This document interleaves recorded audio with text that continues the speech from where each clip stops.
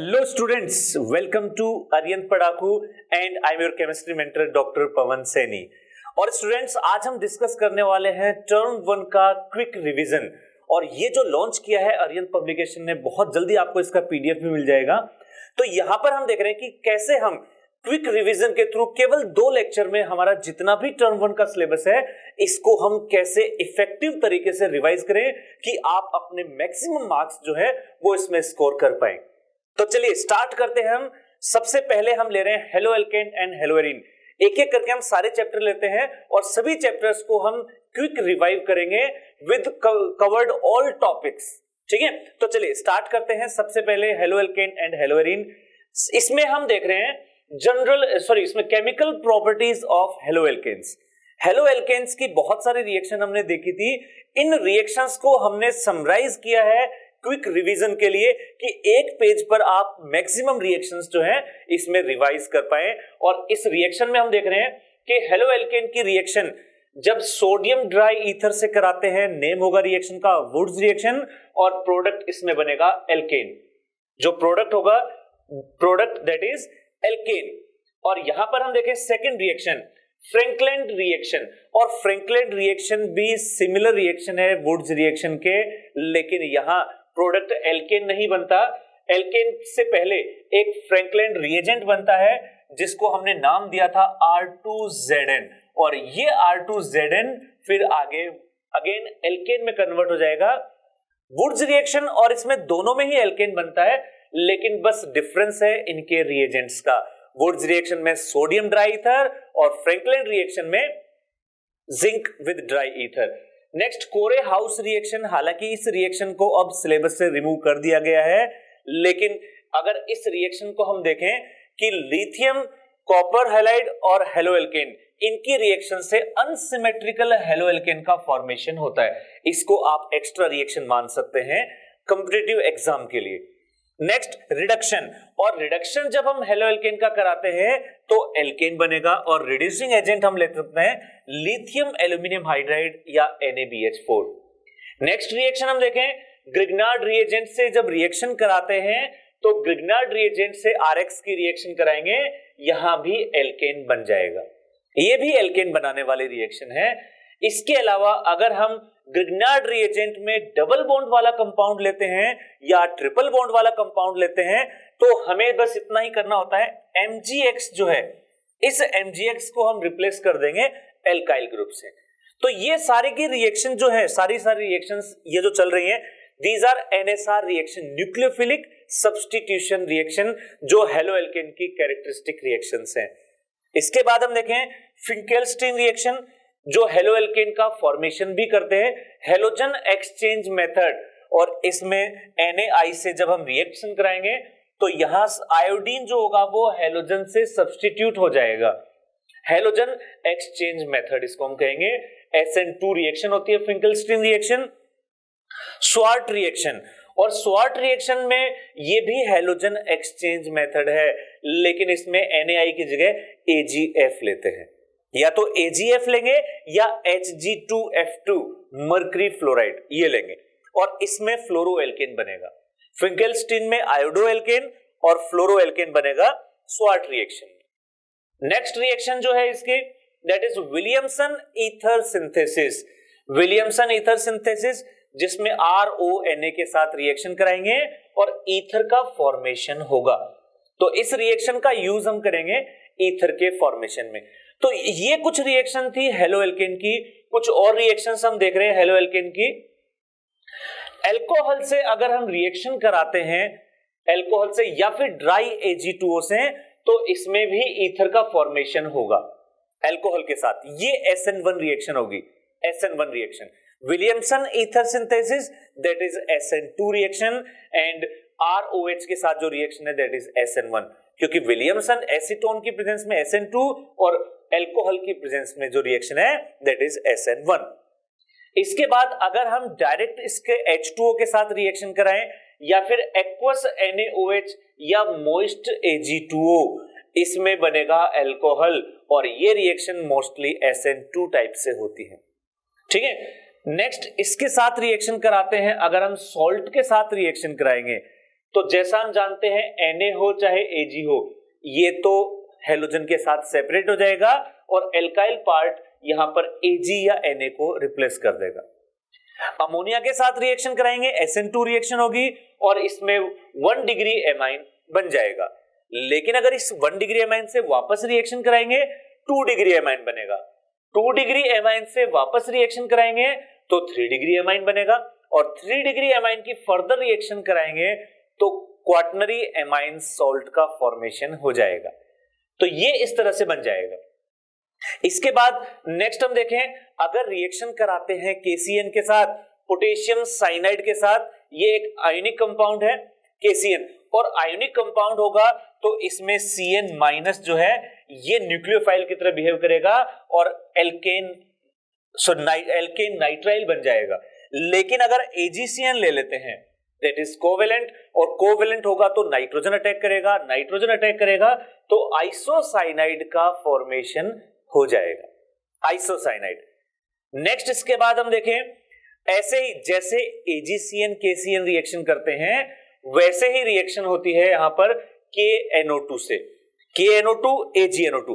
KNO2 में O- है, ये अटैक करेगा और AgNO2 में नाइट्रोजन का जो लोन पेयर है ये अटैक करेगा। तो KNO2 लेंगे तो नाइट्रो एल्केन बनेगा, AgNO2 लेंगे तो नाइट्रो एल्केन बनेगा। तो ये रिएक्शंस थी, ये थी कुछ reactions, chemical properties of halo alkane. Alcohol phenol ether, अगर हम डिस्कस करें अल्कोहल फिनोल ईथर को, अगेन जैसा कि हम कह रहे हैं एक शॉर्ट रिवीजन कर रहे हैं हम इसका, तो शॉर्ट रिवीजन कर रहे हैं तो हम इन रिएक्शंस को कंप्रेसिव फॉर्म में, इनको समराइज फॉर्म में हम देख रहे हैं। जितनी भी रिएक्शंस हैं उन सबको हम डिटेल में नहीं देख रहे हैं, लेकिन जितनी भी रिएक्शंस है कवर सबको कर रहे हैं यहां पर। चलिए देखें, तो यहां पर हम देख रहे हैं preparation method of alcohol, preparation method of alcohol. और एल्कोहल का अगर हम प्रिपरेशन करते हैं तो ये डिफरेंट मेथड हैं जिनसे हम एल्कोहल का फॉर्मेशन कर सकते हैं। जितने भी मेथड हैं एल्कोहल के फॉर्मेशन के, उन सबको हमने एक सिंगल पेज पर नोट कर लिया है। चलिए इसको समझते हैं। इथीन, अगर हम एल्कीन की रिएक्शन कराते हैं एसिडिक मीडियम में H2O से, जिसको हम कहेंगे एसिडिक हाइड्रेशन, तो यहां एल्कोहल बन जाएगा। ये रिएक्शन जो है ये है HBO reaction, hydroboration oxidation, HBO, और इसमें भी एल्केन एल्कोहल बन जाएगा। फर्स्ट रिएक्शन जो है ये मार्कोनिकोव रूल से होती है अगर अनसिमेट्रिकल एल्कीन है तो, और रीअरेंजमेंट होगा। Second reaction anti Markovnikov rule से होगी विदाउट रीअरेंजमेंट। थर्ड रिएक्शन, ये जो रिएक्शन है that is oxymercuration demercuration, oxymercuration demercuration, तीनों से अल्कोहल बनेगा। ऑक्सीमर्क्यूरेशन डीमर्क्यूरेशन में जो रिएक्शन होगी इसमें अल्कोहल बनेगा, मार्कोनिकोव रूल लगेगा अगर अनसिमेट्रिकल एल्कीन है तो, बस इसमें रीअरेंजमेंट नहीं होगा। नेक्स्ट एक्वस NaOH से रिएक्शन कराते हैं, न्यूक्लियोफिलिक सब्स्टिट्यूशन रिएक्शन होगी, Cl जो है ये OH से रिप्लेस हो जाएगा। अगर हम किसी एल्डिहाइड या किसी एल्डिहाइड से रिएक्शन कराते हैं तो ग्रिग्नार्ड रिएजेंट की रिएक्शन कराएंगे, फॉर्मेल्डिहाइड से कराएंगे 1 डिग्री अल्कोहल बनेगा। अगर हमने इसकी नॉर्मल कोई और एल्डिहाइड से करा दी तो इसमें 2 डिग्री अल्कोहल बनेगा, और अगर हमने एसिड हैलाइड से करा दिया तो एसिड हैलाइड का रिडक्शन कराना होगा NaBH4 से, सॉरी NaBH4 या lithium aluminium hydride. Lithium aluminium hydride या NaBH4 जो होते हैं ये aldehyde ketone and acid halide दोनों का रिडक्शन अल्कोहल में कर देंगे। इन दोनों का रिडक्शन अल्कोहल में हो जाएगा। इसके बाद नेक्स्ट देखें LiAlH4 का रिडक्शन, इसकी हेल्प से हम एस्टर का भी रिडक्शन करा सकते हैं। और एस्टर में जो होगा, एस्टर में जो एसिड वाला पार्ट है ये भी अल्कोहल बनाएगा और ये भी अल्कोहल, दोनों तरफ अल्कोहल पार्ट बनेंगे। नेक्स्ट अगर इसका हाइड्रोलाइसिस करा दे अल्कलाइन मीडियम में तो ये जो एस्टर का एसिड वाला अल्कोहल वाला पार्ट होता है ये तो अल्कोहल में कन्वर्ट हो जाएगा और साथ में CH3CONA सॉल्ट बन जाएगा, सोडियम सॉल्ट। इसी तरह से अगर हम एस्टर का रिडक्शन कराते हैं, रिवर्सिबल रिएक्शन है, अगर डायरेक्ट हाइड्रोलाइसिस करा दे एसिडिक मीडियम में तो एसिडिक मीडियम में अल्कोहल तो बनेगा ही, साथ में कार्बोक्सिलिक एसिड। एल्कलाइन मीडियम में सॉल्ट बनता है और इसमें एसिड। और एक और इंपॉर्टेंट मेथड है, that is 1 degree amine. 1 degree amine की रिएक्शन अगर हम नाइट्रस एसिड से कराते हैं, नाइट्रस एसिड, तो ये भी अल्कोहल का फॉर्मेशन करेंगे। अगर अनसिमेट्रिकल, यहां पर अगर हम देखें मोर देन 2 कार्बन होंगे एमाइंस में, कार्बोकेटाइन बनेगा, रीअरेंजमेंट के बाद हमें अल्कोहल का फॉर्मेशन करना है। तो ये कुछ मेथड थे जिनसे हम अल्कोहल का फॉर्मेशन करते हैं। इन मेथड से हम अल्कोहल के लिए, ये थे preparation method of alcohol.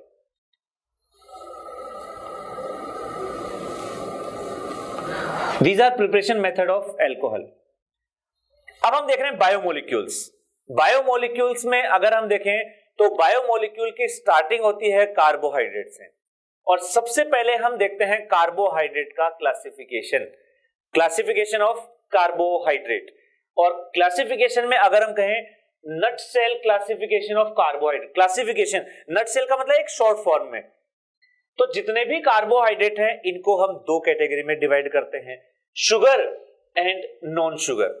Sugar and non sugar, जो स्वीट इन टेस्ट होते हैं वो शुगर होते हैं, और which are not sweet in taste non sugar.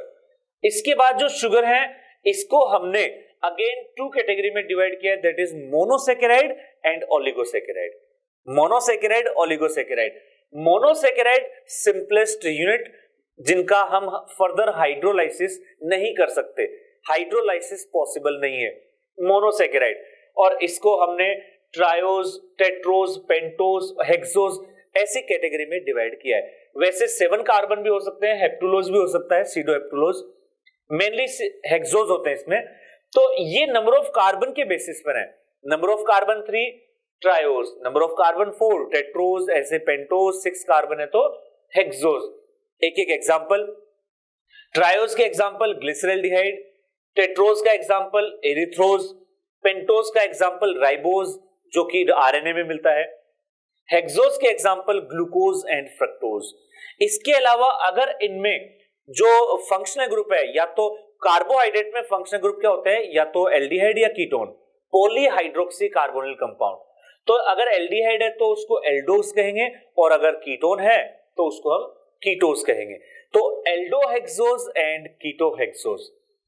Oligosaccharide, oligosaccharide को हमने 2 कैटेगरी में, 3 कैटेगरी बना रखे हैं। वैसे oligosaccharide means 2 to 10 units, 2 to 10 monosaccharide.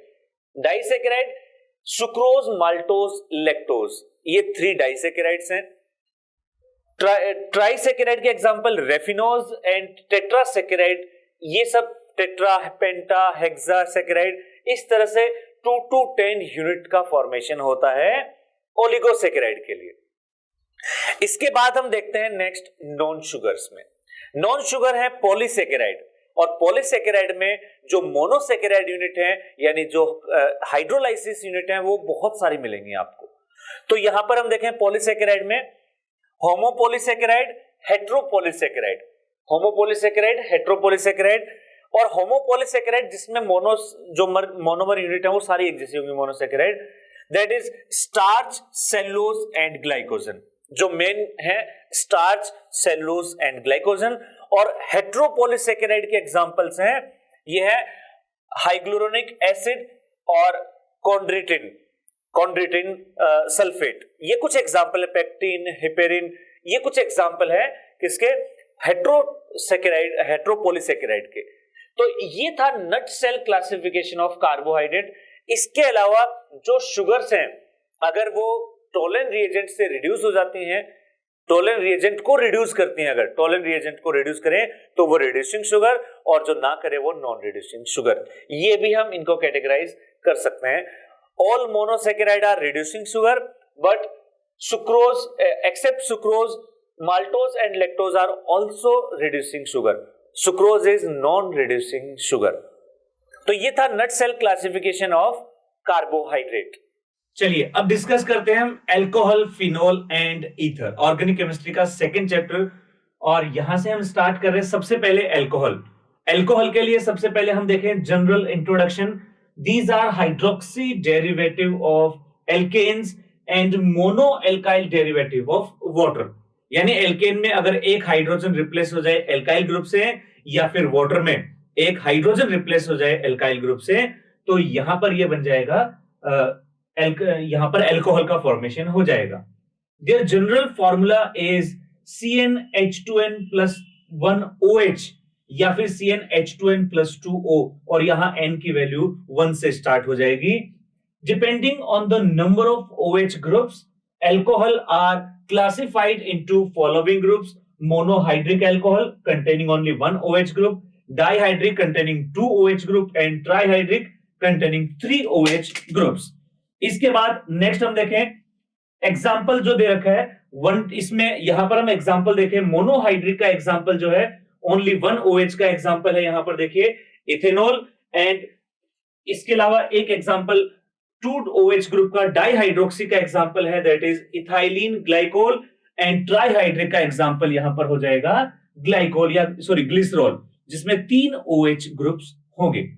तो ये यहां पर क्लासिफिकेशन हम देख रहे थे। नेक्स्ट फिजिकल प्रॉपर्टीज, जो भी अल्कोहल की फिजिकल प्रॉपर्टीज होती हैं ये हाइड्रोजन डिपेंडेंट होती हैं, यानी हाइड्रोजन बॉन्डिंग पर डिपेंड करते हैं। और हाइड्रोजन बॉन्डिंग के अकॉर्डिंग अगर हम देखें तो boiling point of alcohols are higher then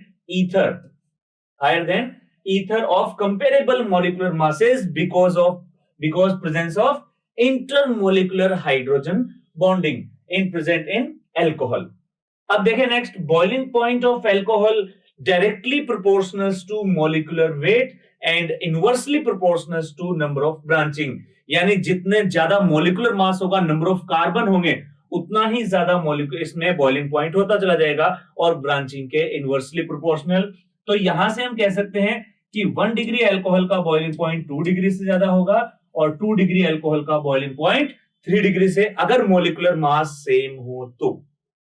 इसके बाद ये तो थी फिजिकल प्रॉपर्टीज। नेक्स्ट हम देखते हैं general method of preparation of alcohol, कि अल्कोहल को हम अदर कंपाउंड से कैसे प्रिपेयर कर सकते हैं। तो सबसे पहले हम देख रहे हैं, एक एग्जांपल हमने लिया यहां पर इथीन, और इथीन का एसिडिक हाइड्रेशन अगर कराते हैं तो इथीन के एसिडिक हाइड्रेशन से इथाइल अल्कोहल का फॉर्मेशन हो जाएगा। रिएक्शन जो होगी मार्कोनिकॉफ रूल के अकॉर्डिंग होगी, और यहां अगर अनसिमेट्रिकल एल्कीन है तो मार्कोनिकॉफ रूल के अकॉर्डिंग अटैक होगा।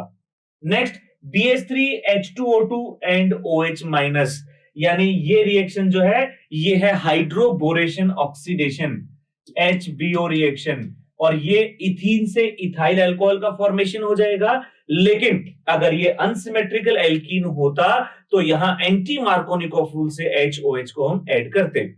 नेक्स्ट जो है mercury acetate H2O and NaBH4, ये जो रिएक्शन है that is oxymercuration demercuration, OMDM, oxymercuration demercuration. और ऑक्सीमर्क्यूरेशन डीमर्क्यूरेशन की अगर हम बात करते हैं तो यहां एल्कीन पर मार्कोनिकॉफ रूल लगता है, अगर अनसिमेट्रिकल होता तो यहां इथीन से इथेनॉल बन जाएगा।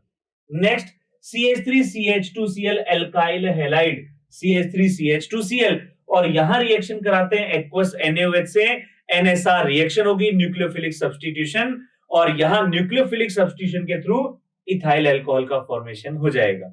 नेक्स्ट जो मेथड है दैट इज फॉर्मेल्डिहाइड, और फॉर्मेल्डिहाइड की रिएक्शन अगर हम कराते हैं CH3MgBr से, NAR रिएक्शन होती है और हाइड्रोलाइसिस होगा और इथाइल अल्कोहल बन जाएगा। फॉर्मेल्डिहाइड लिया है तो इथेनॉल बन रहा है, अगर यहां पर अदर एल्डिहाइड लेंगे तो 2 डिग्री अल्कोहल बनेगा, और कीटोन से 3 डिग्री अल्कोहल। तो ये मेथड थे, कुछ और मेथड देखते हैं।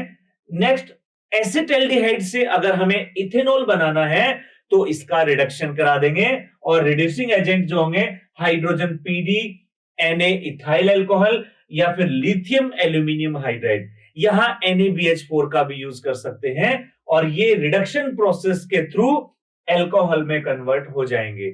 अगर यहां पर हम देखें एसिड हैलाइड, तो एसिड हैलाइड में भी LiAlH4 या फिर NaBH4 से रिडक्शन हम करा सकते हैं। इसके बाद नेक्स्ट है एसिड, ये है एस्टर, और अगर हम एस्टर का रिडक्शन कराते हैं लिथियम एल्यूमिनियम हाइड्राइड से तो ये इथाइल अल्कोहल का फॉर्मेशन हो जाएगा।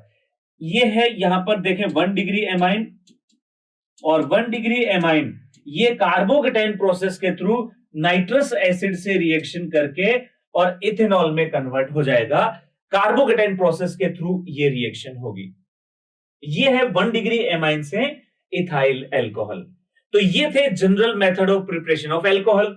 इसके बाद नेक्स्ट हम देखते हैं कि इन एल्कोहल की केमिकल प्रॉपर्टीज क्या क्या है। इनकी केमिकल प्रॉपर्टीज, तो एल्कोहल की रिएक्शन अगर हम कराते हैं PCl3, PCl5, SOCl2, तो इन सबसे क्लोरोएल्केन का फॉर्मेशन होता है।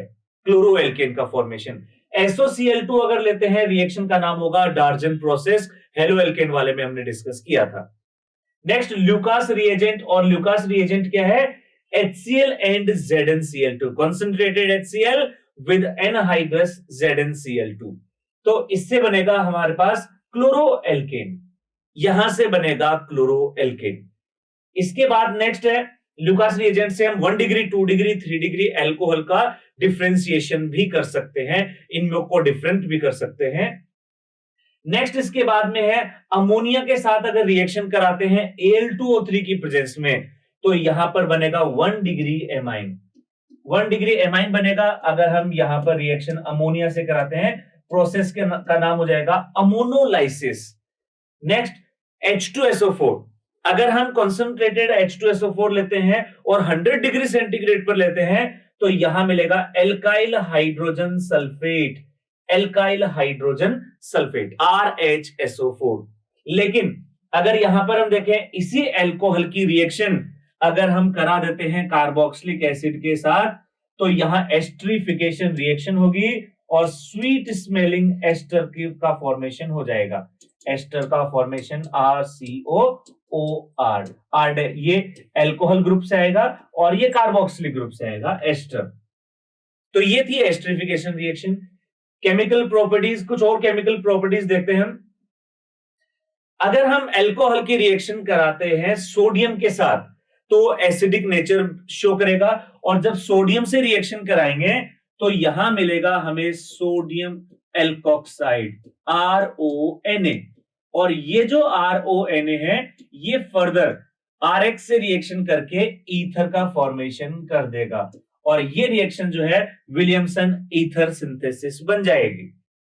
नेक्स्ट H2SO4 के साथ हमने 100 डिग्री सेंटीग्रेड पर देखा था एल्काइल हाइड्रोजन सल्फेट बना था, लेकिन अगर 170 रख देते हैं एलिमिनेशन हो जाएगा और एल्कीन बन जाएगा, और ये जो रिएक्शन होगी इस रिएक्शन को हम कहेंगे डिहाइड्रेशन। रिएक्शन होगी डिहाइड्रेशन। इसके बाद यही रिएक्शन H2SO4 के साथ अगर हम टेम्परेचर रखते हैं 140, तो 140 में इसमें ईथर बनेगा और रिएक्शन का नाम होगा Williamson continuous etherification. Williamson continuous ether synthesis. दो रिएक्शन है विलियमसन, एक है विलियमसन सिंथेसिस और एक है etherification, continuous etherification. Next oxidation. अगर हम एल्कोहल का ऑक्सीडेशन कराते हैं तो इससे एल्डिहाइड या कीटोन बनेंगे, और अगर फर्दर ऑक्सीडेशन कराते हैं तो कार्बोक्सिलिक एसिड बनेगा। यहां ऑक्सीडेशन हम करा सकते हैं कॉपर 573 केल्विन टेम्परेचर पर, या फिर PCC से, पिरिडिनियम क्लोरोक्रोमेट से, और यहां फर्दर ऑक्सीडेशन जो होता है K2Cr2O7 या फिर KMnO4 पोटेशियम परमैंगनेट, इससे भी हम कार्बोक्सिलिक एसिड का फॉर्मेशन कर सकते हैं। 1 डिग्री अल्कोहल से जो एल्डिहाइड बनेगा वो इजीली कार्बोक्सिलिक एसिड बना लेगा, लेकिन जो कीटोन बनेगा वो नॉर्मल कंडीशन में ऑक्सीडाइज नहीं होगा, विग्रस कंडीशन में ऑक्सीडाइज हो जाएगा। ये थी इनमें केमिकल प्रॉपर्टीज और ये था अल्कोहल। इसके बाद नेक्स्ट पार्ट हम आते हैं, इसी पोर्शन का जो नेक्स्ट पार्ट है ये है फिनॉल। अब हमें देखना है कि फिनॉल को हम कैसे शॉर्ट में रिवाइज करें। तो सबसे पहले इसका एक अदर नेम और है, general introduction, it is also called as carbolic acid. Phenol का ही एक दूसरा नाम है कार्बोलिक एसिड। फिनॉल का एसिडिक नेचर शो करता है। The compound in which OH group is directly attached with benzene ring are called as phenols। तो फिनोल में बेंजीन से कनेक्टेड होगा OH group. Thus phenol have higher melting point, और phenol का melting point होता है 40 degree centigrade and boiling point is 132 degree centigrade. तो ये बॉइलिंग पॉइंट और ये general introduction and physical properties. Next देखते हैं फिनोल, और फिनोल जिसमें बेंजीन रिंग कनेक्टेड है OH ग्रुप से। OH के पास लोन पेयर है ऑक्सीजन के पास, तो ये रेजोनेंस भी करेगा। तो यहां पर हम कहें resonance in phenol and phenoxide ion. तो जैसे हम फिनॉक्साइड आयन का रेजोनेंस यहां नहीं देख रहे हैं, एक बार फिनोल का देख रहे हैं। फिनोल के रेजोनेंस में लोन पेयर होगा ऑक्सीजन पे, ये लोन पेयर डीलोकलाइज्ड होगा बेंजीन रिंग के साथ, और डीलोकलाइजेशन कुछ इस तरह से होगा कि जो भी नेगेटिव चार्ज लोन पेयर की वजह से बेंजीन में आ रहा है, वो नेगेटिव या तो ऑर्थो पोजीशन पर आएगा या फिर पैरा पोजीशन पर।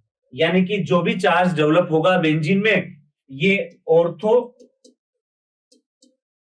एंड पैरा पोजीशन पर आएगा। ऑर्थो पैरा पोजीशन पर नेगेटिव चार्ज आएगा लोन पेयर की वजह से, और इसी वजह से हम कह सकते हैं कि फिनोल जो होता है इसका प्लस एम इफेक्ट होता है, प्लस एम, प्लस आर भी कह सकते हैं, पॉजिटिव मेसोमेरिक इफेक्ट। देखते हैं इसमें। अच्छा, इसका अगर फिनॉक्साइड हम बनाते, इसका फिनॉक्साइड बनाते तो OH की जगह O माइनस लेते और लोन पेयर की जगह नेगेटिव चार्ज डीलोकलाइज होता, बाकी सब कुछ सेम चलता, बस OH की जगह O माइनस आ जाता, यानी O माइनस भी रेजोनेंस स्टेबलाइज्ड होता है। यहां देखें, it is evident from the above structures that OH group of phenol is ortho and para directing, ortho and para directing। यहां हम देख सकते हैं जो भी चार्ज डेवलप हो रहा है ये ऑर्थो पैरा पे डेवलप हो रहा है। As there are electron richer places, so electrophile attack at these place। यानी जो इलेक्ट्रोफाइल अटैक करेगा, क्योंकि बेंजीन की कैरेक्टरिस्टिक रिएक्शन जो होती हैं वो होती है इलेक्ट्रोफिलिक सब्स्टिट्यूशन, यानी जो सब्स्टिट्यूशन करने के लिए इलेक्ट्रोफाइल आएगा वो कहां आएगा, जहां इलेक्ट्रॉन रिच प्लेस होंगे, और इलेक्ट्रॉन रिच प्लेसेस कहां पर हैं, ऑर्थो एंड पैरा पोजीशंस पर, ऑर्थो एंड पैरा पोजीशंस पर। तो यहां पर हम देखें ortho para, phenoxide ion is resonance stabilized, that is why phenol shows acidic characters। तो फिनॉक्साइड रेजोनेंस स्टेबलाइज है, जिसका नेगेटिव स्टेबल होता है, जिसका नेगेटिव स्टेबलाइज होता है वो, यहां पर हम कहें जिसका नेगेटिव स्टेबल होता है मोर एसिडिक कैरेक्टर शो करेगा। The hydroxyl oxygen is less basic, क्योंकि वो लोन पे रेजोनेंस में पार्टिसिपेट करता है, and the hydroxyl proton is more acidic in phenol than alcohol. Phenol में फिनॉक्साइड आयन बनने की वजह से स्टेबिलिटी आती है, एसिडिक नेचर इंक्रीज होते हैं, लेकिन अल्कोहल में जो एसिडिक नेचर है वो एल्काइल ग्रुप की वजह से रिड्यूस हो जाती है। तो यहां पर देखें, ये था physical properties and general introduction.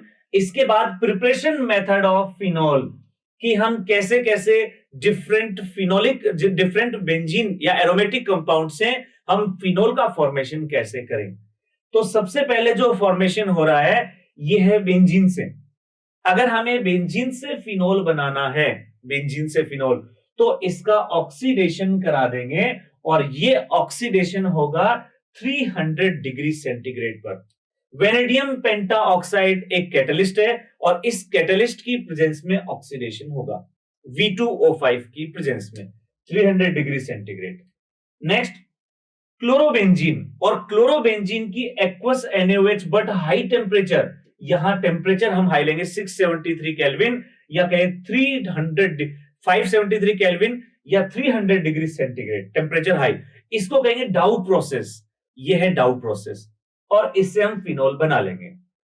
अगर हमें फिनोल बनाना है सल्फोनिक एसिड से, बेंजीन सल्फोनिक एसिड से, तो बेंजीन सल्फोनिक एसिड जो है इसमें NaOH के एक्सेस में रिएक्शन कराएंगे, हालांकि उसमें हमें सोडियम फिनॉक्साइड मिलेगा, और लास्ट में हम इसमें एसिडिक मीडियम मिला देंगे, एसिडिक मीडियम, और इससे हमें फिनोल मिल जाएगा एसिडिक मीडियम में। नेक्स्ट जो सबसे इंपॉर्टेंट रिएक्शन है वो है फ्रॉम क्यूमीन, ये है क्यूमीन, और क्यूमीन से जब हम फिनोल बनाते हैं, पहले ऑक्सीजन से रिएक्शन कराते हैं और ऑक्सीजन से रिएक्शन कराएंगे तो यहां बनेगा क्यूमीन हाइड्रोजन परऑक्साइड। पहले हमें मिलेगा क्यूमीन हाइड्रोजन परऑक्साइड, और ये क्यूमीन हाइड्रोजन परऑक्साइड जो है, इसका जब हाइड्रोलाइसिस कराएंगे, एसिडिक हाइड्रोलाइसिस, तो ये फिनोल में कन्वर्ट हो जाएगा क्यूमीन हाइड्रोजन परऑक्साइड से। ये एक इंपॉर्टेंट प्रोसेस है, और इसमें जो साइड प्रोडक्ट बनता है, ये साइड प्रोडक्ट हमें मिलता है acetone. Acetone as a side product हमें यहां पर मिलेगा, acetone as a side product. तो ये थे general method of preparation of phenol. Next, अब हम देखते हैं केमिकल प्रॉपर्टीज ऑफ फिनोल। और केमिकल प्रॉपर्टीज अगर फिनोल की हम देखें तो सबसे पहले इनकी रिएक्शंस देखें। कुछ रिएक्शन लेफ्ट में है, कुछ राइट में है। एक एक करके इन रिएक्शंस को हम देखते हैं। केमिकल प्रॉपर्टीज ऑफ फिनोल, तो यहां देख रहे हैं हम केमिकल प्रॉपर्टीज ऑफ फिनोल। इसके अंदर अगर हम फर्स्ट रिएक्शन देखें तो फर्स्ट रिएक्शन जो है सोडियम या NaOH के साथ में, ये रिएक्शन एसिडिक नेचर शो करेगी फिनोल की। और फिनोल में एसिडिक हाइड्रोजन है, ये एसिडिक हाइड्रोजन है फिनोल में, और एसिडिक हाइड्रोजन है तो यहां बनेगा sodium phenoxide. Sodium phenoxide acidic, NaHCO3 sodium bicarbonate, और सोडियम बाइकार्बोनेट के साथ में रिएक्शन शो नहीं करेगा। रीजन क्या है इसका? रीजन ये है कि phenol is less acidic then H2CO3, तो सोडियम बाइकार्बोनेट से फिनोल रिएक्शन नहीं करता। हाँ, नाइट्रोफिनोल्स जो है वो रिएक्शन कर लेंगे। नेक्स्ट, Zn के साथ अगर रिएक्शन कराते हैं तो बेंजीन का फॉर्मेशन हो जाएगा, ZnO इसमें से रिमूव हो जाएगा और हमें मिल जाएगा यहां पर बेंजीन। नेक्स्ट, अगर इसकी रिएक्शन कराते हैं CH3COCl एसिटाइल क्लोराइड, तो यहां हम रिएक्शन करा रहे हैं एसिटाइल क्लोराइड से। एसिटाइलेशन रिएक्शन होगी, और ये जो एसिडिक हाइड्रोजन है, ये एसिडिक हाइड्रोजन यहां यहां पर हम कहें यहां फिनोल जो ग्रुप है, फिनोल, ये तो हो जाएगा यहां पर एज ए सब्स्टिट्यूएंट, और ये एसिटेट बन जाएगा फिनाइल एसिटेट। फिनाइल एसिटेट एक एस्टर, इसमें फ्राइस रीअरेंजमेंट होता है। ये है फ्राइस रीअरेंजमेंट, और ये होता है AlCl3 की प्रेजेंस में। AlCl3 की प्रेजेंस में फ्राइस रीअरेंजमेंट होगा, और जिससे ortho and para hydroxy acetophenone का फॉर्मेशन हो जाएगा। ऑर्थो हाइड्रोक्सीफिनोन और पैरा हाइड्रोक्सी एसिटोफिनोन, इसमें से जो ऑर्थो वाला प्रोडक्ट है वो लो टेम्परेचर यानी 60 डिग्री पर बनेगा, और पैरा वाला जो है वो पैरा वाला बनेगा 60 पर, और ऑर्थो वाला 100 डिग्री सेंटीग्रेड पर हमें मिल जाएगा। फ्राइस रीअरेंजमेंट एक नेम रिएक्शन है ये। नेक्स्ट कुछ रिएक्शंस देखें, सब हेलोजिनेशन, और हेलोजिनेशन में हम ब्रोमीन का एग्जांपल ले रहे हैं। अगर ब्रोमीन को हम लेते हैं पोलर मीडियम में, ये है पोलर मीडियम या प्रोटिक मीडियम में लेते हैं, तो यहां इलेक्ट्रोफाइल का अटैक ज्यादा होगा, क्योंकि फिनोल फिनॉक्साइड की फॉर्म में आ चुका होगा, और फिनॉक्साइड आयन जो होता है इसका प्लस एम ज्यादा होता है। तो यहां ऑर्थो एंड पैरा इन तीनों पोजीशन पर ब्रोमीन आ जाएगा, यानी जो प्रोडक्ट बनेगा वो क्या बनेगा? 2,4,6 ट्राइब्रोमोफिनॉल।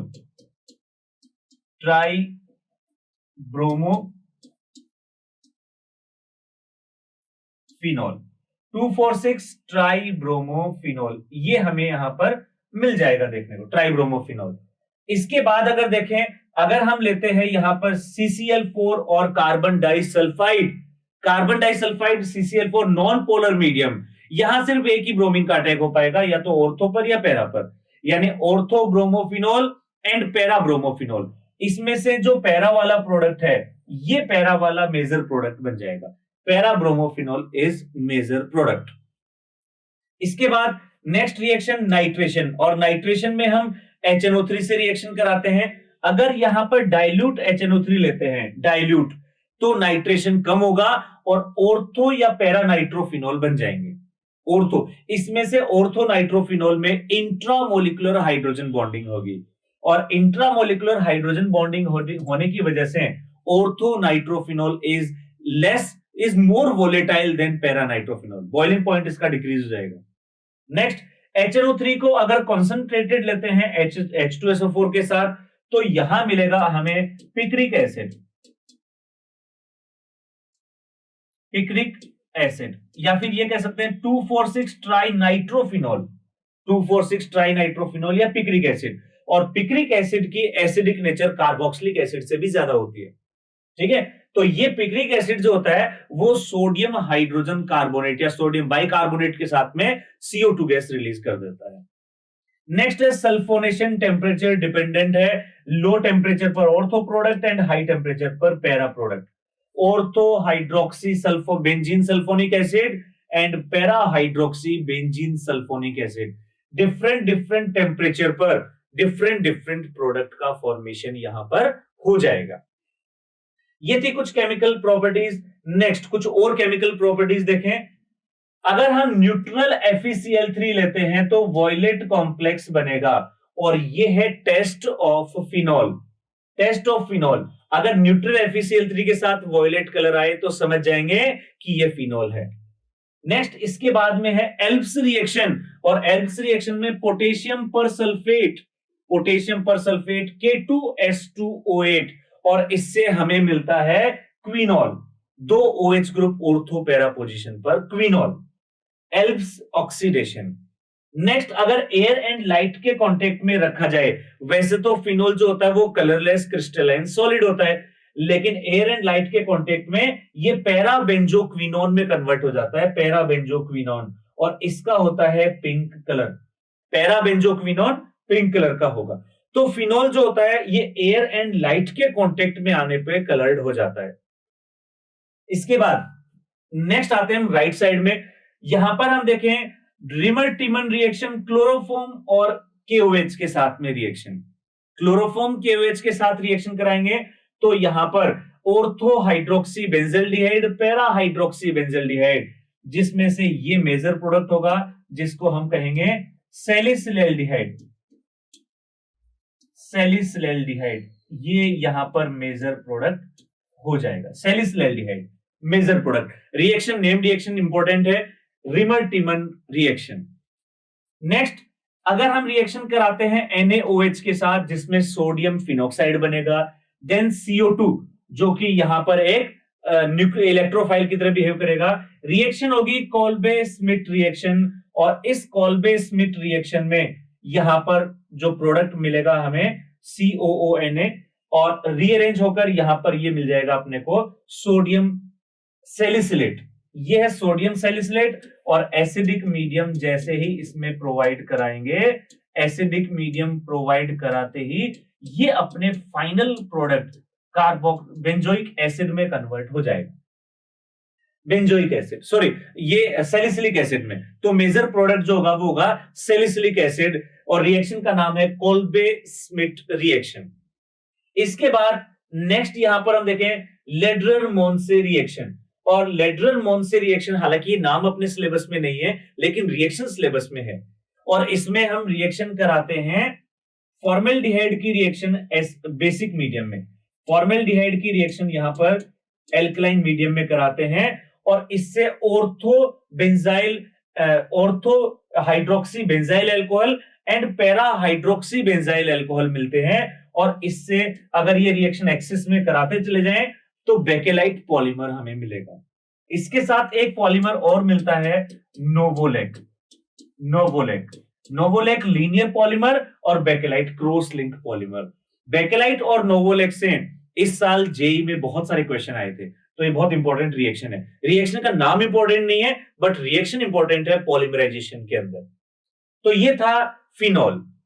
इसके बाद नेक्स्ट हम डिस्कस कर रहे हैं ईथर, और ईथर के अंदर हम देखें सबसे पहले जनरल इंट्रोडक्शन, और अगर ईथर का जनरल इंट्रोडक्शन देखें तो यहां है the compounds which contain an oxygen atom bounded to 2 alkyl groups ROR, यानी ऑक्सीजन के अगर दोनों तरफ एल्काइल ग्रुप हैं तो इसको हम कह देंगे ईथर। इसका जनरल फॉर्मूला वही होता है जो एल्कोहल का होता है, यानी जनरल फॉर्मूला जो है ईथर का CnH2nO, CnH2n+2 वेट CnH2n+2O, यानी जो अल्कोहल का फॉर्मूला है यही फॉर्मूला ईथर का भी होता है, यानी दोनों फंक्शनल आइसोमर्स हैं। अगर R और R दोनों सेम है तो सिंपल ईथर कहेंगे, लेकिन अगर दोनों डिफरेंट हैं तो इसको हम कहेंगे मिक्स्ड ईथर। ये हो जाएगा मिक्स्ड ईथर।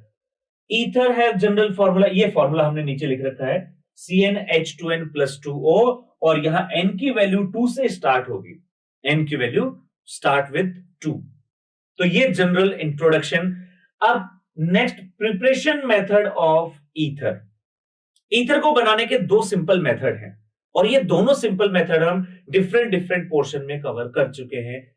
अगर हम रिएक्शन कराते हैं हेलो एल्केन की रिएक्शन और सोडियम इथॉक्साइड के साथ, रिएक्शन का नाम होगा विलियमसन ईथर सिंथेसिस, और इसमें NaCl रिमूव हो जाएगा और डाई इथाइल ईथर का फॉर्मेशन हो जाएगा। अगर हम रिएक्शन कराते हैं अल्कोहल के साथ और H2SO4 140 डिग्री सेंटीग्रेड पर, तो यहां H2O रिमूव होगा, इंटरमोलिकुलर डिहाइड्रेशन होगा। रिएक्शन का नाम विलियमसन तो है, बट इसमें कंटिन्यूअस वर्ड लग जाएगा, ये होगा विलियमसन कंटिन्यूअस ईथर सिंथेसिस या विलियमसन ईथरिफिकेशन। ये है सिंथेसिस और ये ईथरिफिकेशन, स्लाइटली डिफरेंट है। ये साइंटिस्ट के नाम पर है, साइंटिस्ट का नाम सेम है बट थोड़ा सा वेरिएशन है नाम में, और दोनों से ही डाई इथाइल ईथर का फॉर्मेशन यहां पर हो जाएगा। तो ये थे general method of preparation of ether. अब देखते हैं next, chemical properties of ether. Chemical properties of ether, और केमिकल प्रॉपर्टीज जो है ईथर की, यहां पर हम देखें डाई इथाइल ईथर की ये केमिकल प्रॉपर्टीज हैं। और सबसे पहले हम ले रहे हैं H2SO4। अच्छा, ऑक्सीजन के पास में लोन पेयर है, और जिसके पास लोन पेयर होता है वो लुईस बेस होते हैं, लेविस बेस, यानी ये as a Lewis base behave करेगा due to presence of lone pair. और बेस की तरह बिहेव करेगा तो एसिड के साथ ये सॉल्ट भी बनाएगा, जैसे H2SO4 के साथ सॉल्ट बना रहा है, BF3 जो कि एक लेविस एसिड है, इसके साथ में भी ये सॉल्ट बना रहा है। RMGX ग्रिग्नार्ड रिएजेंट, और इसके साथ भी ये सॉल्ट बना रहा है, कॉम्प्लेक्स फॉर्मेशन कर रहा है। इसीलिए ग्रिग्नार्ड रिएजेंट को ईथर में रखा जाता है, क्योंकि ये एसिड बेस सबसे रिएक्शन कर लेता है। ग्रिग्नार्ड रिएजेंट सबसे रिएक्शन करता है, एयर से करता है, वाटर से करता है, ठीक है ना, मेटल से कर लेता है। लेकिन यहां पर अगर हम देखें, यहां पर ईथर से रिएक्शन नहीं करता, सिर्फ एक सॉल्ट फॉर्मेशन करता है, सिर्फ सॉल्ट फॉर्मेशन। HF और HF के साथ HCl के साथ, HF and HCl are weak acid, तो ये वीक एसिड होते हैं, इनके साथ में भी ये सॉल्ट प्रिपरेशन कर लेगा। तो ये सब रिएक्शन जो होंगे सॉल्ट फॉर्मेशन वाली रिएक्शन, इन सब में सॉल्ट फॉर्मेशन हो जाएगा। नेक्स्ट, इसके बाद जो सबसे इंपॉर्टेंट रिएक्शन है इस चैप्टर की, ईथर की जो सबसे इंपॉर्टेंट रिएक्शन है वो है रिएक्शन विद HI-HBr। ये HI और HBr के साथ में दो कंडीशन होती हैं, या तो हम कोल्ड एंड कॉन्सेंट्रेटेड ले लें या फिर hot and concentrated. Hot and concentrated की जगह आपको एक्सेस में भी लिखा हुआ मिल सकता है। तो यहां पर हम देखें, अगर हम HI-HBr से कराते हैं तो ये रिएक्शन इस तरह से हो जाएगी, ये R डैश HI या HBr से रिएक्शन कराएंगे, हाइड्रोजन ऑक्सीजन से कनेक्ट होगा, आयोडीन R से कनेक्ट होगा, और ये इस तरह से ROH और RI इनका फॉर्मेशन हो जाएगा, ठीक है। लेकिन अगर एक्सिस में ले लेंगे, अगर HI एक्सिस में है, एक्सिस में है तो दोनों ही तरफ RI, दोनों ही तरफ RI आ जाएगा और साथ में H2 एक्सिस में अगर ले लिया तो ये रिएक्शन इस तरह से हो जाएंगे। अब अगर R डैश अगर दोनों होंगे मिक्स्ड ईथर में, ये रिएक्शन कैसे होगी वो एल्काइल ग्रुप पर डिपेंड करेगा। एल्काइल ग्रुप अगर स्मॉल है, ठीक है ना, 1 डिग्री 2 डिग्री है तो SN2 रिएक्शन के थ्रू रिएक्शन हो जाएगी, और अगर कोई भी एल्काइल ग्रुप 3 डिग्री है तो SN1 प्रोसेस के थ्रू रिएक्शन हो जाएगी। लेकिन बनेंगे दोनों में इसी तरह से प्रोडक्ट बनेंगे, दोनों में सेम टाइप से प्रोडक्ट बनेंगे। तो ये थी physical properties, chemical properties of ether, और ये था जो टर्म 1 का जो सिलेबस है उसका second chapter, second part, alcohol, phenol and ether. इसके बाद हम डिस्कस करते हैं नेक्स्ट में बायोमोलिक्यूल। चलिए अब डिस्कस करते हैं बायोमोलिक्यूल। और बायोमोलिक्यूल को हम डिस्कस कर रहे हैं सबसे पहले कार्बोहाइड्रेट पार्ट इसका। और कार्बोहाइड्रेट सबसे पहले इसका क्लासिफिकेशन कार्बोहाइड्रेट का, और क्लासिफिकेशन जो करते हैं हम कार्बोहाइड्रेट का, ये हम कर सकते हैं मोनोसेकेराइड या मोनोमर यूनिट के बेसिस पर। स्मॉलेस्ट यूनिट जो होती है दैट इज मोनोसेकेराइड, यानी ये कार्बोहाइड्रेट की वो यूनिट है जिसका फर्दर हाइड्रोलाइसिस पॉसिबल नहीं है। तो यहां वैसे तो देखिए कार्बोहाइड्रेट का मीनिंग होता है हाइड्रेट्स ऑफ कार्बन, यानी कार्बन के हाइड्रेट्स। और यहाँ कार्बोहाइड्रेट जो होते हैं पॉलीहाइड्रोक्सी एल्डिहाइड कीटोन होते हैं। तो यहाँ मोनोसेकेराइड की हम बात करें, a carbohydrate that can not be hydrolysed further to give simpler unit of polyhydroxy aldehyde और कीटोन। एग्जांपल इसके हैं ग्लूकोज, फ्रक्टोज एंड एराबिनोज, ये कुछ एग्जांपल हैं इसके। तो यहां पर हमने क्या कहा है कि सिंपलेस्ट यूनिट होगी जिसका आगे हाइड्रोलाइसिस नहीं होगा। Oligosaccharide, these carbohydrates yield 2 to 10 monosaccharide unit on hydrolysis 2 to 10। और इसका हम क्लासिफिकेशन फर्दर क्लासिफिकेशन कर सकते हैं जैसे डाइसेकेराइड, ट्राइसेकेराइड, इन सब में। नेक्स्ट हम आते हैं क्लासिफिकेशन के अंदर ही जो सी पार्ट है दैट इज पॉलीसेकेराइड। और पॉलीसेकेराइड में they yield a large number of monosaccharide unit on hydrolysis, large number of units। इसके एग्जांपल है स्टार्च, सेलुलोज, ग्लाइकोजन, ये सब। नेक्स्ट अब हम एक एक करके लेते हैं। सबसे पहले मोनोसेकेराइड। मोनोसेकेराइड में हमने कहा था if a monosaccharide contain an aldehyde group it is known as aldose, and if contain keto group it is known as ketose. यानी मोनोसेकेराइड जो स्मॉलेस्ट यूनिट होती है इसको हम दो कैटेगरी में डिवाइड करते हैं, एल्डोज एंड कीटोज। इसका फर्स्ट एग्जांपल हम ले रहे हैं glucose. Glucose it is an aldohexose, एक एल्डोहेक्सोज है। स्ट्रक्चर ऑफ एल्डोहेक्सोज का मतलब है कि एल्डिहाइड फंक्शनल ग्रुप होगा और हेक्सोज यानी 6 कार्बन होंगे। स्ट्रक्चर ऑफ ग्लूकोज, स्ट्रक्चर दे रखी है इसमें ग्लूकोज की। Glucose has been assigned the structure, ये हमें स्ट्रक्चर गिवन है। और इस स्ट्रक्चर में हम क्या देख रहे हैं कि यहां सबसे ऊपर है एल्डिहाइड ग्रुप, इसके बाद यहां पर है CHOH whole 4 alcohol group, and finally last one is 1 degree alcohol group. तो ये है ग्लूकोज की स्ट्रक्चर।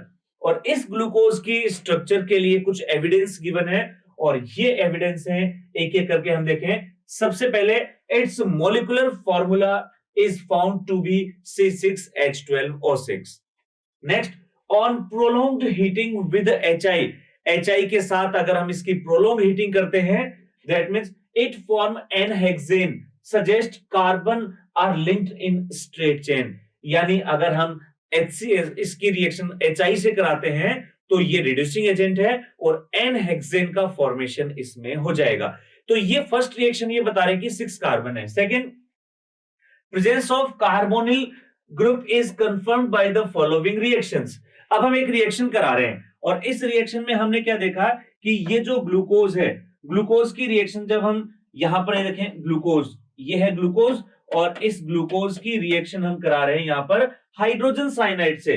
और हाइड्रोजन साइनाइड से कराएंगे तो यहां पर हमें साइनोहाइड्रिन मिल रहा है। और साइनोहाइड्रिन जो है that is for confirmation of carbonyl compound. अभी एल्डिहाइड का कंफर्मेशन नहीं हुआ है बट कार्बोनिल ग्रुप कंफर्म हो गया यहां से।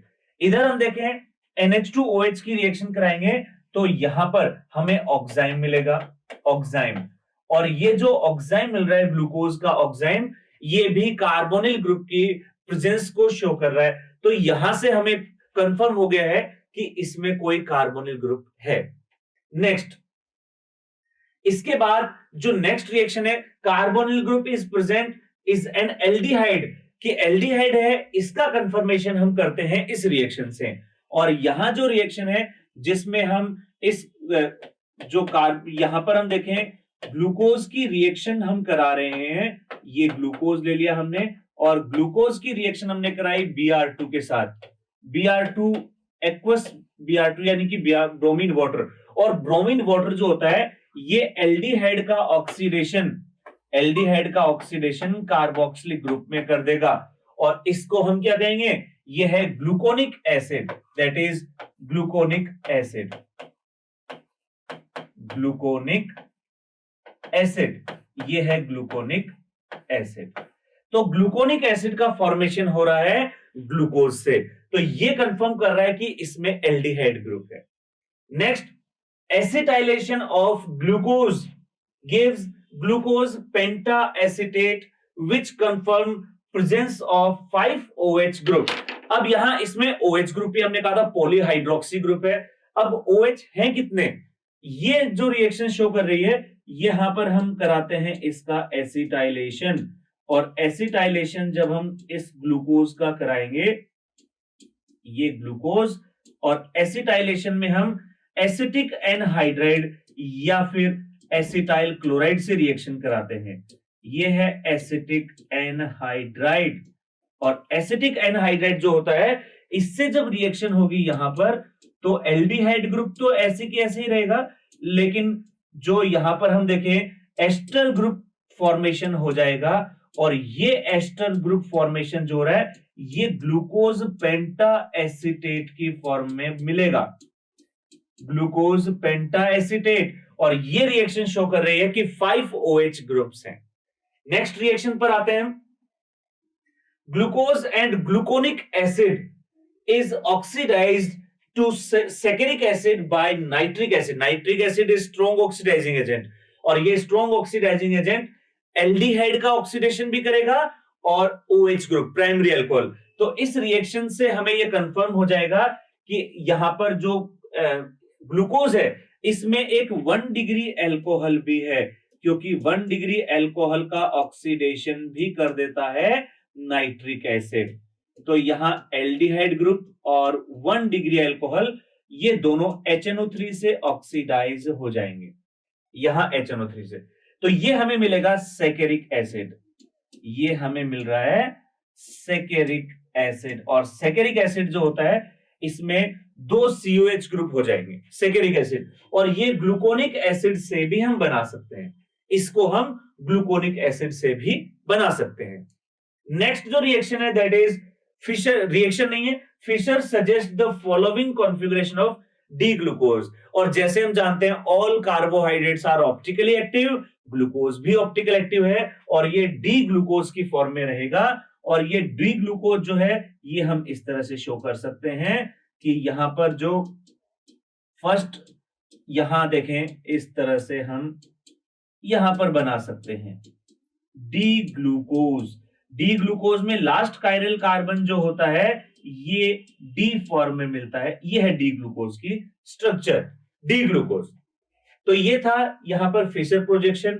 अब ये तो था ओपन चेन स्ट्रक्चर के लिए। साइक्लिक चेन स्ट्रक्चर के लिए अगर हम बात करें, the given observation could not explain chain structure of glucose. कुछ ऐसे भी पैरामीटर्स हैं जो ओपन चेन स्ट्रक्चर के फेवर में नहीं है।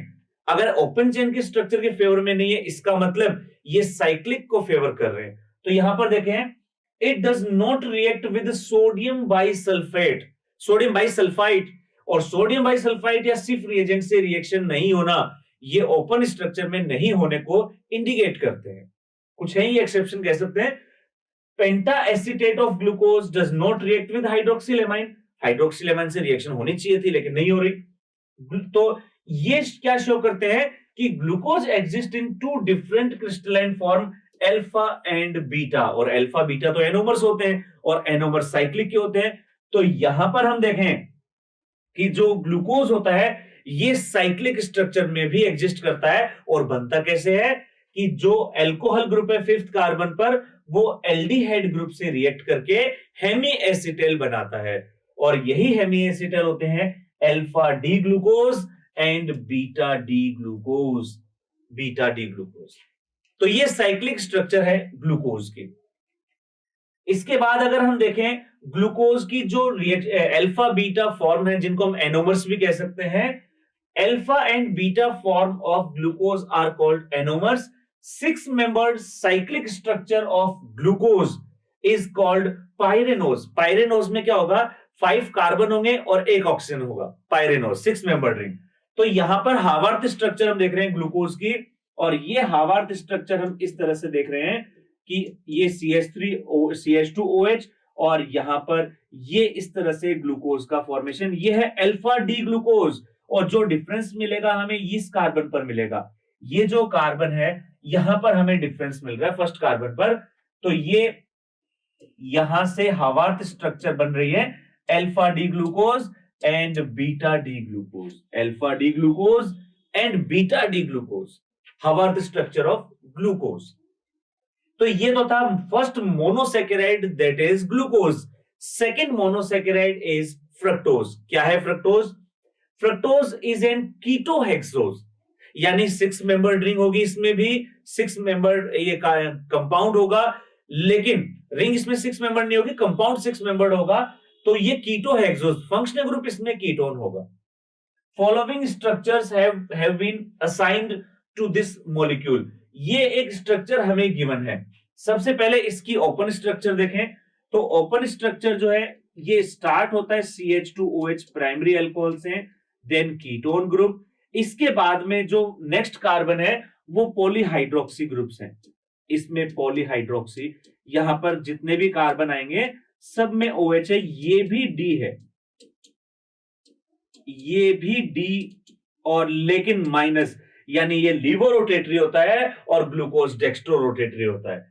इसके बाद अगर हम इसकी साइक्लिक स्ट्रक्चर देखें तो साइक्लिक स्ट्रक्चर में भी हम कुछ इस तरह से देख सकते हैं कि ये जो है 6th कार्बन है यहां पर, और यहां से ये फर्स्ट कार्बन स्टार्ट हो रहा है, ये फर्स्ट कार्बन है, और ये first, second, third carbon, fourth carbon, fifth carbon, 6th, और इस तरह से ये हवार्थ स्ट्रक्चर है। ये भी अल्फा डी फ्रक्टोज और beta D fructose, alpha D और बीटा डी। यहां डिफरेंस आ रहा है यहां सेकंड कार्बन पर, और यहां डिफरेंस कुछ इस तरह से ये वाला। तो ये हवार्थ फॉर्मूला है। फ्रक्टोज का एक नाम फ्रूट शुगर भी है, फ्रूट शुगर, ठीक है, ये है फ्रक्टोज। नेक्स्ट देखें test of glucose and fructose. तो both glucose and fructose reduce Tollens reagent and Fehling solution. ये फेलिंग सॉल्यूशन, टोलन रिएजेंट दोनों को रिड्यूस करते हैं। They are also called reducing sugar. All monosaccharide are reducing sugar, और glucose fructose भी reducing sugar है, ठीक है। चलिए इसके बाद अब हम आते हैं डाइसेकेराइड पर, और डाइसेकेराइड में देखें 2 monosaccharides are joined together by an oxide linkage formed by loss of water molecule forming a disaccharide. तो डाइसेकेराइड कैसे बनता है? 2 मोनोसेकेराइड के कनेक्ट होने से। Such a linkage between 2 monosaccharide unit through oxygen atom is called glycosidic linkage. तो glycosidic linkage के through ये डाइसेकेराइड आपस में कनेक्ट होंगे। अब यहां पर देखें सबसे पहले सुक्रोज। अब सुक्रोज जो है डेक्स्ट्रो रोटेटरी होता है, नॉन रिड्यूसिंग शुगर है। डाइसेकेराइड का एक नॉन रिड्यूसिंग शुगर है सुक्रोज, और इसकी जो स्ट्रक्चर है ग्लाइकोसाइडिक लिंकेज जो होता है ये फर्स्ट एंड सेकंड कार्बन में मिल रहा है अपने को। First and between first and second carbon ये ग्लाइकोसाइडिक लिंकेज है फर्स्ट एंड सेकंड कार्बन में, ये इंपॉर्टेंट है। और इसके मोनोमर क्या है?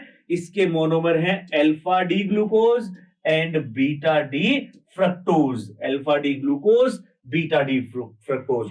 तो ग्लूकोज का तो C1 कार्बन और फ्रक्टोज का C2 कार्बन आपस में कनेक्ट होते हैं C1C2 लिंकेज से। ये था सुक्रोज। नेक्स्ट आते हैं, अच्छा सुक्रोज का जब हाइड्रोलाइसिस कराते हैं तो उसको बोलते हैं invert sugar. Maltose, maltose it is dextro rotatory non reducing, maltose is reducing sugar. Maltose जो है ये एक रिड्यूसिंग शुगर है, केवल सुक्रोज ऐसा है जो नॉन रिड्यूसिंग है डाइसेकेराइड में, बाकी ये it is reducing sugar. It gives positive test with Tollen reagent and Fehling solution, इसीलिए क्या है ये रिड्यूसिंग शुगर। और इसकी स्ट्रक्चर अगर हम देखें तो इसके मोनोसेकेराइड देखिए, मोनोसेकेराइड है इसके alpha D glucose and beta D glucose, दोनों ही ग्लूकोज हैं। और लिंकेज जो है ये linkage first carbon and fourth carbon, C1C4 linkage मिलेगी यहां पर, C1C4। इससे पहले जो हमने देखा था उसमें लिंकेज थी C1C2, यहां C1C4 लिंकेज मिलेगी माल्टोज में। हवार्थ स्ट्रक्चर है इस माल्टोज की। इसके बाद third disaccharide that is lactose. और lactose it is dextrorotatory and reducing sugar. It reduce tolerant reagent and filling solution. lactose का एक सेकेंड नेम मिल्क शुगर भी है, मिल्क शुगर। और इसकी स्ट्रक्चर देखें तो इसमें जो ग्लाइकोसाइडिक लिंकेज है ये भी 1,4 में है। और मोनोसेकेराइड जो है that is alpha D galactose and beta D glucose, beta D glucose and alpha D galactose, galactose. तो ये इसके मोनोमर्स हैं। These are monomers of lactose, galactose and glucose. Next अब आते हैं हम पॉलीसेकेराइड पर। ये तो थे डाइसेकेराइड, पॉलीसेकेराइड। और पॉलीसेकेराइड में सबसे पहले हम ले रहे हैं स्टार्च। और स्टार्च जो है ये दो कंपोनेंट से मिलकर बन रहा है, amylose, amylopectin. Amylose linear structure होती है, 15 to 20% ऑफ स्टार्च एमाइलोज से प्रिपेयर करते हैं। एमाइलोपेक्टिन में 80 to 85% स्टार्च होती है। Amylose is water soluble and water soluble component. It is long branched chain with 200 to 1000 alpha D glucose units. Amylopectin is water insoluble component. It is branched chain polymer of alpha D glucose. Amylose जो होते हैं linear structure, amylopectin branched structure. इसके बाद next देखें, next cellulose. Second polysaccharide is cellulose. Cellulose, it is a straight chain polysaccharide. Straight chain polysaccharide. It composed of alpha D glucose unit. ये alpha D glucose unit से मिलकर बनता है cellulose. Glycogen. अच्छा, cellulose जो है, एक अगेन हम एक बार वापस आते हैं, starch. Starch is known as, ये स्टार्च जो है स्टोर फूड ऑफ प्लांट्स, ठीक है। सेलुलोज ये सेल वॉल में मिलेगा, प्लांट सेल वॉल में। और glycogen it is called animal starch, यही कह सकते हैं store food of animal. Its structure is similar to amylopectin and is rather than more highly branched. तो ये था ग्लाइकोजन के बारे में। नेक्स्ट अब इसके बाद में हम अगले नेक्स्ट आते हैं प्रोटीन्स पर। अब आते हैं प्रोटीन। फर्स्ट था कार्बोहाइड्रेट, नेक्स्ट इज प्रोटीन। और प्रोटीन में क्या है, all protein are polymer of alpha amino acid. ये अल्फा एमिनो एसिड क्या होते हैं, अगर हम एमिनो एसिड देखें, अल्फा कार्बन जो अगर हम लेते हैं, अल्फा कार्बन जैसे यहां पर ये हमने ले लिया कार्बोक्सिलिक ग्रुप COH, COH, और यहां पर आएगा NH2 ग्रुप, यहां आ जाएगा NH2 ग्रुप, ये COH। तो ये अल्फा पोजीशन जो है इस पर आ जाएगा NH2 group, alpha amino acids. The amino acid which can be synthesized in body are known as non-essential, and amino acids which are synthesized in body are known as essential amino। जब body synthesise नहीं कर पाए वो तो होते हैं non essential, और body जिनको सिंथेसाइज कर ले वो होते हैं नॉन इसेंशियल, ठीक है ना। टोटल 20 एमाइनो एसिड्स हैं। 20 एमाइनो एसिड्स में से 10 इसेंशियल हैं, 10 नॉन इसेंशियल। और जो इसेंशियल एमाइनो एसिड्स हैं इनको हम इस तरह से देख सकते हैं, शॉर्ट में टीटी, हॉल में VIP। इस तरह से हम इनको देख सकते हैं, tryptophan, threonine, histidine, arginine, leucine, lysine, methionine, valine, isoleucine and phenylalanine. These are 10 essential amino acids, TT hall में VIP। इस तरह से हम essential amino acid को रिमेंबर कर सकते हैं। इसके बाद नेक्स्ट है, इन aqueous solution the carboxylic group can lose a proton and amino group can accept a proton, giving rise to a dipolar ion known as zwitter ion. यानी ये जो अमाइनो एसिड होते हैं ये ज्विटर आयन की form में रहेंगे, zwitter ion की फॉर्म में। और ये ज्विटर आयन की फॉर्म में कुछ इस तरह से रहेंगे।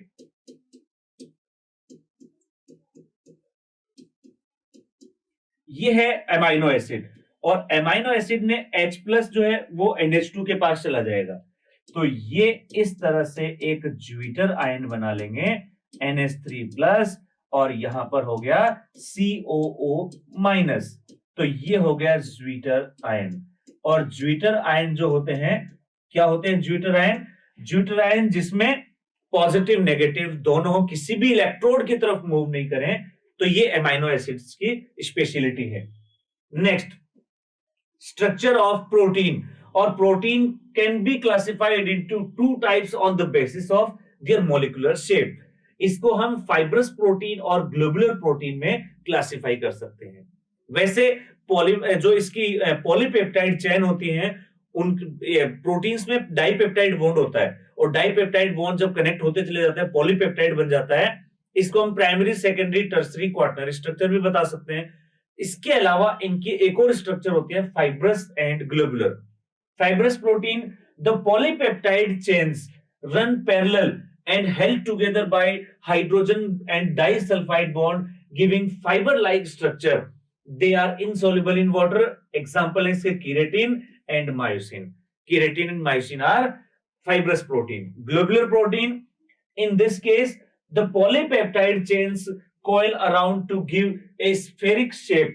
They are soluble in water.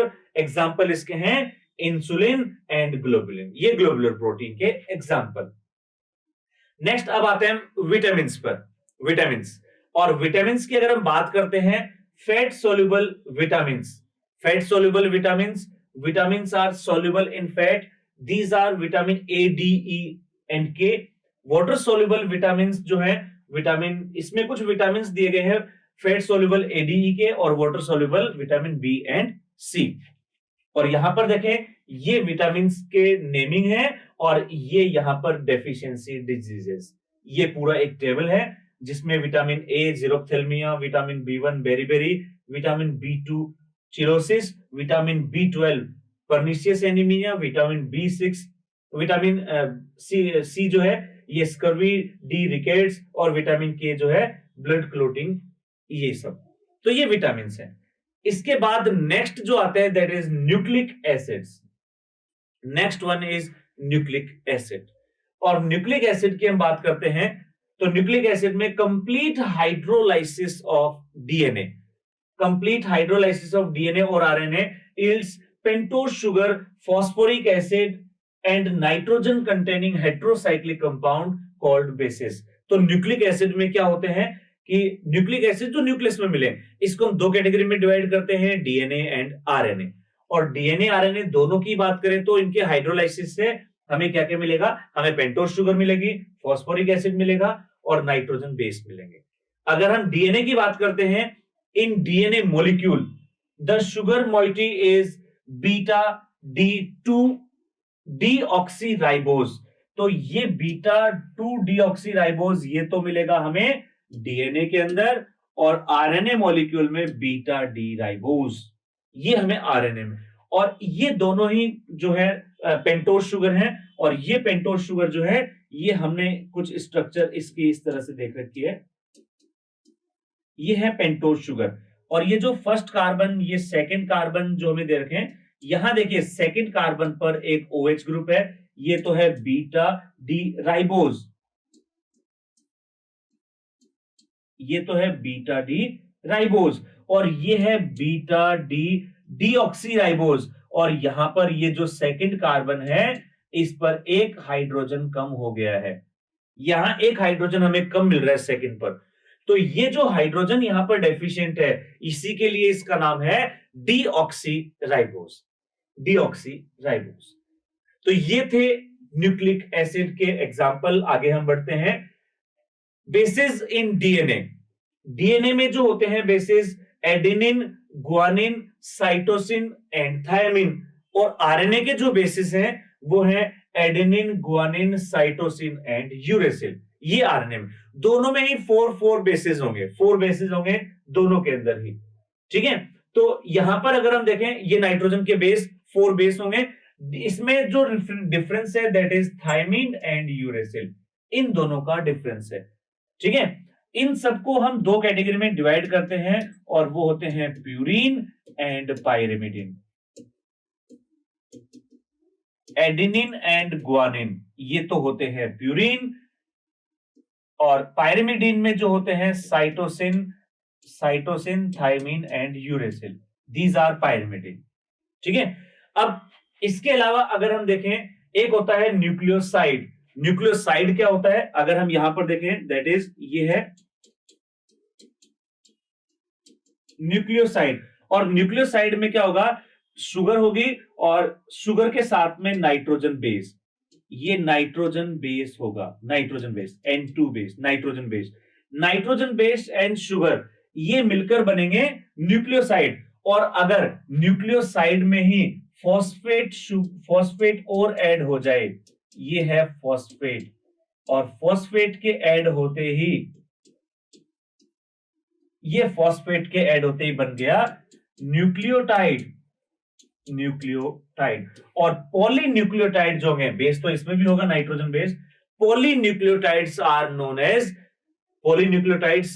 As DNA and RNA. ये डीएनए एंड आरएनए बन जाएंगे पॉलीन्यूक्लियोटाइड। ठीक है, तो ये था कंप्लीट रिवीजन चैप्टर, या ये कहें शॉर्ट चैप्टर बायोमोलिक्यूल। ये बायोमोलिक्यूल में हमने डिस्कस कर लिया है। ठीक है, तो हाँ, ये था सिलेबस टर्म 1 का केमिस्ट्री, ऑर्गेनिक केमिस्ट्री का पार्ट का। तो ऐसे कनेक्टेड रहिए, आपको और भी वीडियोस हम मिलते रहेंगे। Thank you students and all the best.